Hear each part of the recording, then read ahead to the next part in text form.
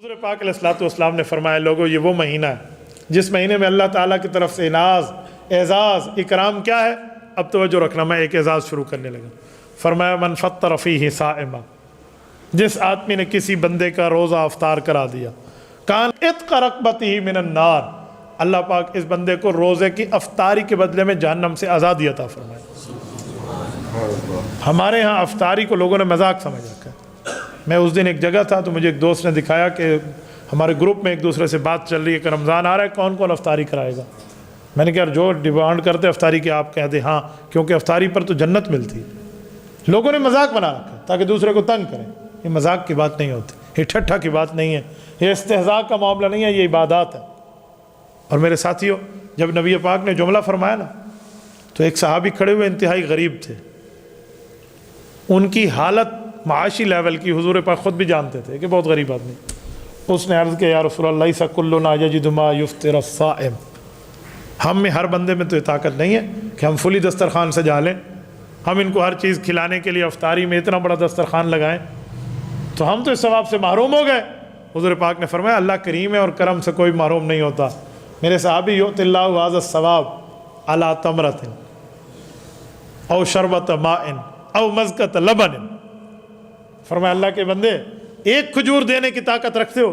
یا رسول اللہ کیوں نہیں؟ فرمایا تو ایک کھجور اخلاص سے کسی کو افطاری کے لیے دے دے، ایک پانی کا گھونٹ دے دے، گلاس نہیں، شربت ماء پانی کا گھونٹ، او مزقۃ لبن یا لسی کا ایک گھونٹ پلا دے، جو اس زمانے میں نبی پاک کے سامنے موجود ہے. حضور پاک نے مثال دی، فرمایا پھر بھی اللہ تجھے جہنم سے آزادی کا پروانہ دے دے گا. تو آپ مجھے بتائیں ہم اس پر کیوں آگے عمل کیوں نہیں کرتے؟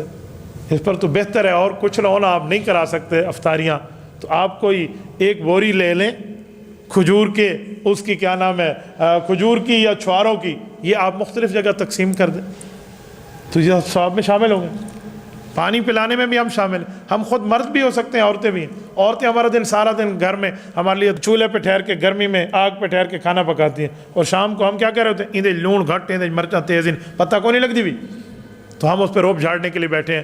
ہمیں شرم کرنی چاہیے، ہمیں ساتھ تعاون کرنا چاہیے کہ بھائی آج پانی کے کولر میں رکھ دیتا ہوں، آج ٹھنڈا پانی میں رکھ دوں، گلاس بھر کے میں پلا دوں، آدھا کام تم نے کیا آدھا ہم کر لیں. ایسا کچھ بھی نہیں ہے. عرب میں نے عرب کے معاشرے میں چیز دیکھی ہے، میں حیران ہو گیا. وہاں جو خاوند ہے نا، وہ جب عید پڑھ کے آتے ہیں تو اپنی بیویوں سے صرف عید ملتے نہیں ہیں، بھئی عید مبارک میری زال سونی کیا حال ہے، نہ صرف یوں نہیں ہے. وہ عید کے دنوں میں آ کے اپنی بیویوں کو کوئی سونے کی، کوئی چاندی کی، جتنا وہ برداشت ہو سکتا ہے وہ کوئی ہار دے رہا ہے، کوئی ٹاپس دے رہا ہے، کوئی انگوٹھی دے رہا ہے، کوئی کنگن دے رہا ہے سونے کی. کس لیے؟ اس نے ہمیں سحری میں جگایا، افطاری میں ہمارے لیے کھانا پکایا. جی ہاں، اشارے پاسے اللہ ہمیں تانبے دی بڑھا کے نہیں دیتے، علیہ دیوالی پورا مہینہ پٹھے کھانے پکا کے نہیں دی رہی ہے. یہ ناشکری کی باتیں، یہ ناشکری کی چیزیں ہیں بھائیو، یہ کام نہ کریں. اس پہ تو پوری ترتیب رکھیں. آپ اور ہم سیویاں کھا کے برتن خالی واپس کرتے ہیں. عرب میں اس طرح جو کھانے کی چیز بیوی دیتی ہے نا عید والے دن، تو خاوند اس میں کوئی سونے کی چیز ڈال کے واپس کرتا ہے. تمہاری شادی نہیں تھی سعودیہ نہیں تھا تو سمجھ آ ونجا بھی کیویں ہوندے. اللہ عطا فرمائے.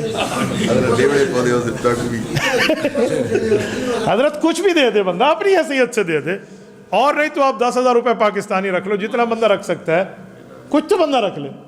تو یہ چیزیں یہ مراد نہیں ہے رکھ لو، مراد ہے احساس پیدا ہو کہ دیکھو اپنی گھر والی کے ساتھ، اپنی بیٹی کے ساتھ، اپنی بہن کے ساتھ، بیوی کے ساتھ، اماں کے ساتھ بندہ غمخواری کا معاملہ کرے.